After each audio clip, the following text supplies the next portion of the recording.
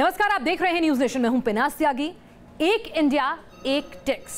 जी हां, goods and services tax की बैठक में आखिरकार प्रोडक्ट और सेवाओं पर टैक्स रेट तय कर लिए गए हैं। ये टैक्स रेट 1211 वस्तुओं के लिए तय किए गए हैं। काउंसिल ने 9 में से 7 नियमों को मंजूरी दी है। बाकी 2 नियमों पर लीगल कमेटी ही अंतिम फैसला करेगी।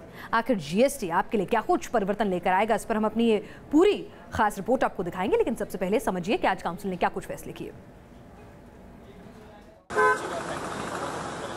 17 टैक्स की जगह 1 इंडिया 1 टैक्स। अब नहीं देना पड़ेगा जरूरी वस्तुओं के लिए अलग अलग टैक्स। 1 जुलाई से लागू हो जाएगा देश भर में गुड्स एंड सर्विस टैक्स। वित्त मंत्री अरुण जेटली की अगुवाई में हुई जीएसटी की बैठक में आखिरकार प्रोडक्ट और सेवाओं पर लगने वाले टैक्स रेट को मंजूरी दे दी गई। बैठक के पहले दिन कुल 1211 वस्तुओं के रेट तय किए गए। जीएसटी की बैठक में सभी राज्यों के वित्त मंत्री या उनके प्रतिनिधि शामिल हुए। जीएसटी के तहत फिटमेंट इस तरीके से किया गया है कि लोगों पर नई कर व्यवस्था से ज्यादा बोझ न बढ़े।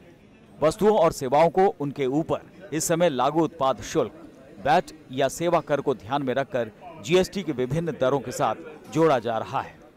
गुड्स के संबंध में सर्विसेज का भी एजेंडा पे है कि गुड्स और सर्विसेज के संबंध में फिटमेंट की जाए कि किस कमोडिटी पे कितना टैक्स लगेगा। जीएसटी काउंसिल ने 9 में से 7 नियमों को मंजूरी दे दी है, जबकि बाकी के 2 नियमों पर लीगल कमेटी फैसला करेगी। जीएसटी काउंसिल ने टैक्स स्लैब के मुताबिक जो रेट निर्धारित किए हैं, उनमें ज्यादातर सामानों पर 5 से लेकर 18% टैक्स लगेगा। अनाज को टैक्स के दायरे से बाहर रखा गया है। केवल 19% चीजें ही ऐसी होंगी जो 28% टैक्स के दायरे में आएंगी। 43% वस्तुओं को 18% टैक्स स्लैब में, 19% को 28% के टैक्स स्लैब में, 17% वस्तुओं को 12% के दायरे में और 14% वस्तुओं को 5% से कम टैक्स स्लैब के दायरे में रखा गया है। इस नए रेट के बाद अनाज, हेयर ऑयल, साबुन, टूथपेस्ट के साथ साथ बिजली के टैक्स रेट में 1 जुलाई से कमी आ जाएगी।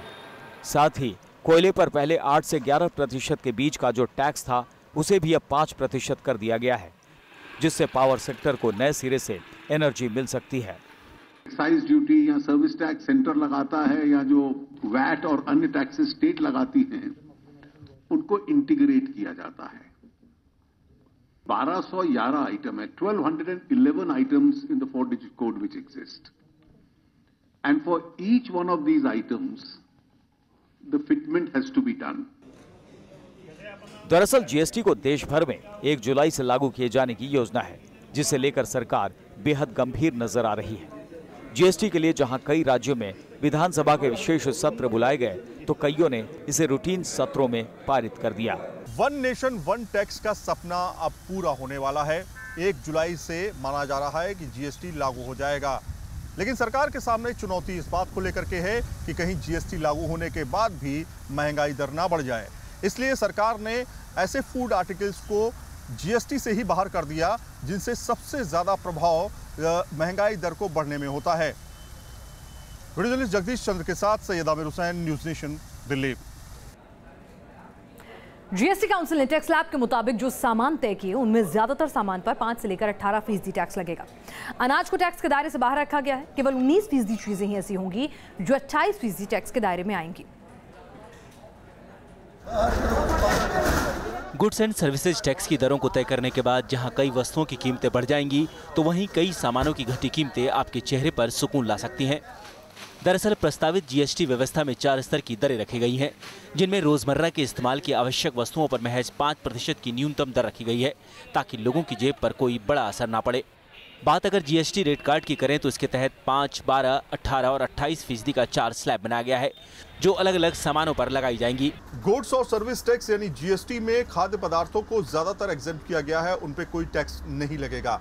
जिस तरह से दाल और चावल पे टैक्स लगता रहा है और उस पर अब जीएसटी से इसको बाहर रखा गया है। अगर आप देखेंगे तो तमाम दालों पर जो पैक्ड फूड है, जैसे 118 रुपये इस दाल का दाम है 1 किलो, तो इसमें लिखा हुआ है इंक्लूडिंग ऑल टैक्सेस, यानी कि ये 118 में आपको सारे टैक्सेस मिला करके 1 किलो दाल दाल 118 में मिलती है, लेकिन जीएसटी आने के बाद यानी 1 जुलाई के बाद इस पे या फिर चावल पे या दूसरे उत्पादों पर टैक्स जो है नहीं लगेगा। अब हम आपको एक एक कर उन सामानों पर लगने वाले टैक्स के बारे में भी बता देते हैं। सबसे पहले हम आपको उन आइटम्स के बारे में बताते हैं जिस पर कोई टैक्स नहीं लगाया गया है।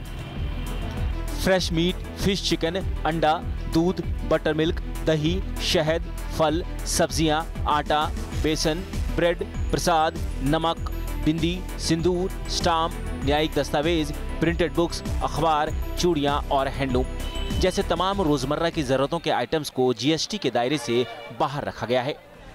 Fish fillet, cream, skimmed milk powder, branded paneer, frozen सब्जियां, कॉफी, चाय, मसाले, पिज्जा ब्रेड, रस, साबुदाना, केरोसिन, कोयला, दवाएं, स्टैंड और लाइफ बोट्स जैसे आइटम्स को टैक्स की सबसे निचली 5% की दर में रखा गया है। जो जीएसटी काउंसिल ने रेट जो डिसाइड किए हैं 4 टायर रेट थे 5%, 12%, 18%, 28%, 28% विद सेस। आप देखिए उन्हें 89 प्रोडक्ट ऐसे हैं जिनको उन्हें एकदम जीरो रेट में डाला है जिस पे जीएसटी नहीं लगेगा। उन्हें बहुत सारे ऐसे प्रोडक्ट हैं जो आम आदमी के नीड के हैं, फूड के आइटम है जिसको 5% की स्लैब में डाला है। ऑब्जेक्टिव यह है कि इसके प्राइसेस नहीं बढ़ने चाहिए। Frozen meat products, butter, paneer, package dry fruits, animal fat, sauce, fruit, juice, bhujia, namkeen, आयुर्वेदिक दवाएं, टूथ पाउडर, अगरबत्ती, कलर बुक्स, पिक्चर बुक्स, छाता, सिलाई मशीन और सेल फोन जैसे जरूरी आइटम्स को 12% के स्लैब में रखा गया है।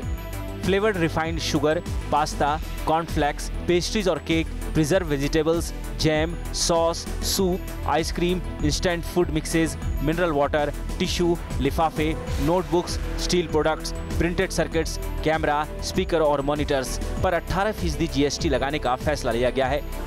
अब हम आपको उन सामानों के बारे में भी बता देते हैं जिस पर जीएसटी की सबसे बड़ी चोट पड़ने वाली है।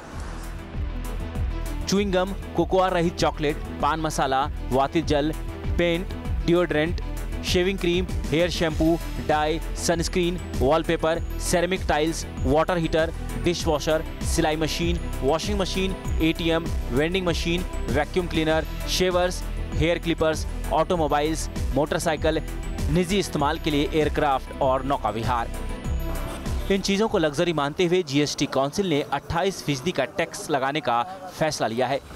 देखिए जो ज़रूरी चीज़ें हैं जैसे जो खाने पीने की वस्तुएं हैं, दूध है और जो इससे रिलेटेड आइटम्स हैं, कॉफ़ी है, चाय है, ये सब चीज़ें के सस्ती होने की उम्मीद है क्योंकि इनको कम रेट पे रखा गया है।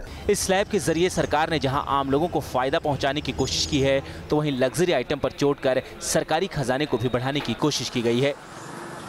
Team news nation. खाने की बुनियादी चीजें मसलन दूध, नमक और अनाज जैसी वस्तुओं को जीरो टैक्स कैटेगरी में रखा गया है। और क्या कुछ है जीएसटी में, बता रहे हैं न्यूज़ नेशन संवाददाता सैयद आमिर। गुड्स और सर्विस टैक्स में दूध और दही उत्पादों को बाहर रखा गया है और जिस तरह से लोगों के लिए सबसे ज़्यादा ज़रूरी होता है दूध और दही का इस्तेमाल अक्सर ज़्यादा से ज़्यादा किया जाता है, इसलिए इस तरह के प्रोडक्ट्स पर जो है जीएसटी नहीं लगाया गया है।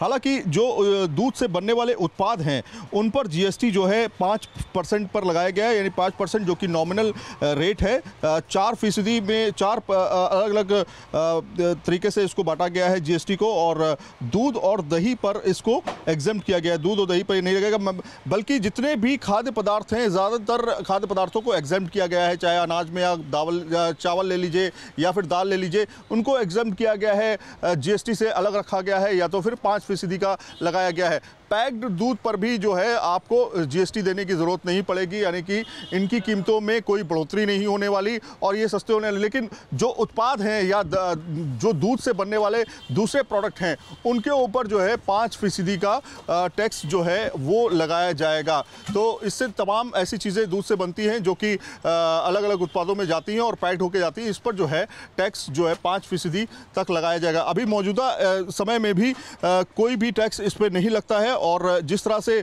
जीएसटी लागू होने के बाद यानी 1 जुलाई के बाद इस तरह के उत्पादों में कोई भी बढ़ोतरी आपको देखने को नहीं मिलेगी। चावल और दाल पर जीएसटी को बाहर रखा गया है। इससे आने वाले समय में माना यह जा रहा है कि महंगाई बढ़ेगी नहीं बल्कि घटेगी, क्योंकि फूड आर्टिकल सबसे ज़्यादा होते हैं और इसका प्रभाव महंगाई पर सबसे ज़्यादा पड़ता है। वीडियो जर्नलिस्ट जगदीश चंद के साथ सैयद आमिर हुसैन, न्यूज़ नेशन, दिल्ली। आइए अब हम आपको बताते हैं कि आखिर जीएसटी क्या है और इसके आने से क्या कुछ फायदा होगा। दरअसल जीएसटी के आने से न सिर्फ पूरे देश में एक तरह का टैक्स लागू हो जाएगा, बल्कि अलग अलग लगने वाले 17 अतिरिक्त टैक्स भी खत्म हो जाएंगे। जीएसटी यानी कि गुड्स एंड सर्विसेज टैक्स। इस टैक्स को केंद्र और राज्यों के 17 से ज्यादा इनडायरेक्ट टैक्स के बदले में लागू किया जाएगा।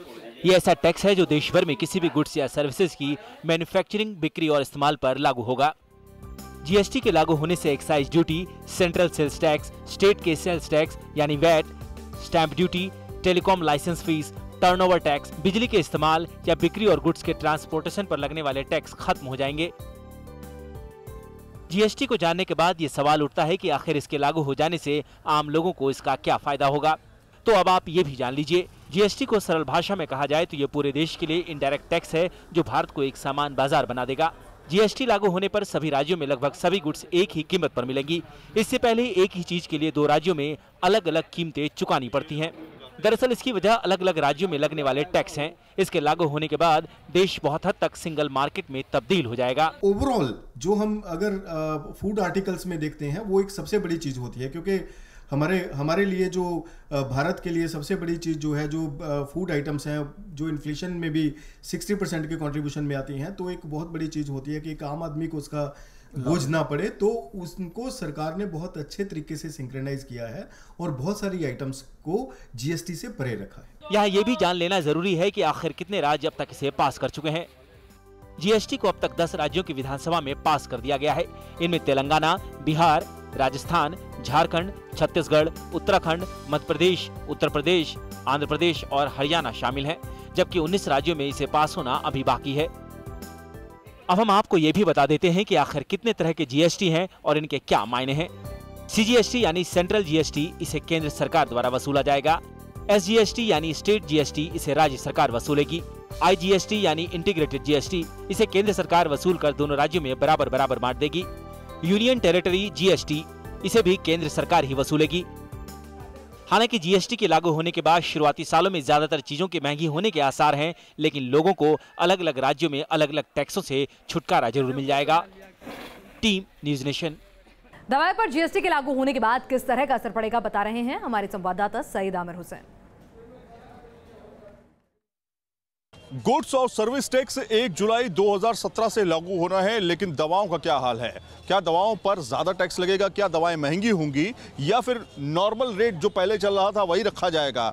इस पर हम बात करेंगे, लेकिन इससे पहले आपको बता दें कि जो दवाओं को लेकर के भारत सरकार पहले ही जेनेरिक दवाओं को लेकर के बात की है कि जीएसटी आने के बाद दवाओं के रेट में कोई बढ़ोतरी नहीं होगी।